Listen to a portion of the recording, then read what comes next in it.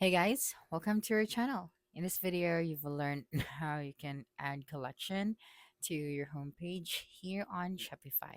So first thing that you should do is you just have to log into your Shopify store. Okay, so as you can see right here, I have this featured products. So to do this as well, to add this products here on your homepage, I have to do is to go here and then go to your product section.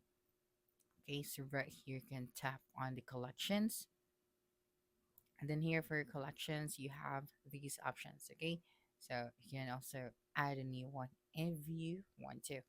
And then after that, let's just go back here on our products, okay?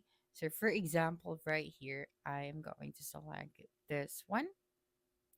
That's right. So after that, you just have to go here on your collections option. So just have to tap on it and then select the home page. Okay, so after that, you just have to tap on the save option. That's right.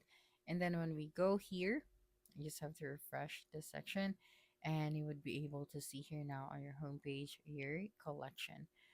Okay, so this is the product. So when you tap on this one, you will be directed to this page. So that's it for this video. If you think this video helped you solve your concern, please subscribe, like this video, and leave your comment below. Bye.